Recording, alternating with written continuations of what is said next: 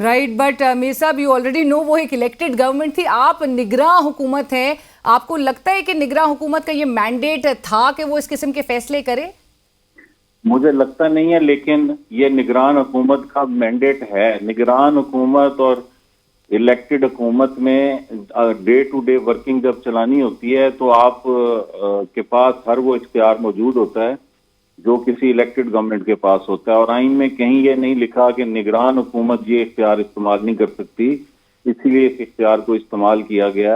वैसे भी अगर आप देख लें तो जो पंजाब की निगरान हुकूमत है उसकी परफॉर्मेंस देख लें और पिछली हुकूमत की देख लें। अगर हम काम करने में पिछली हुकूमतों से, ये तो अब इस्टेब्लिश हो चुका है ना कि पंजाब की निगरान हुकूमत जितना काम कर रही है माजी में ऐसा काम हुआ नहीं है। तो फिर अगर ये इख्तियार ना हो तो फिर तो हम काम भी ना कर सकें, कोई भी काम ना कर सकें। राइट, बट मीर साहब ये भी बताइएगा कि ये सस्पेंशन क्या ब्लैंकेट सस्पेंशन है या ये सजा कब तक के लिए की गई है मुअत्तल? देखें, ये इस चीज को आप इस तरह लें कि उनकी सजा सस्पेंड की गई है। वो 2 टाइम इलेक्टेड प्राइम मिनिस्टर हैं और 3 टाइम्स। अब जबकि वो पाकिस्तान वापस आकर अदालत के सामने पेश हो रहे हैं तो उनकी सजा मुअत्तल करने में कोई हर्ज नहीं। देखें, जब वो मुल्क से बाहर जा रहे थे, कन्विक्टेड पर्सन थे, तब तो उनकी सजा मुअत्तल करने पे इतराज हो सकता था।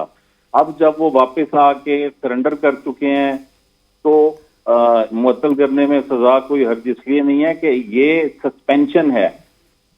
राइट, अल्टीमेटली फाइनल डिसीजन तो कोर्ट ने करना है ना। इस मुअत्तली से उनकी कोर्ट ने जो फैसला करना है उस पर कोई फर्क नहीं पड़ता।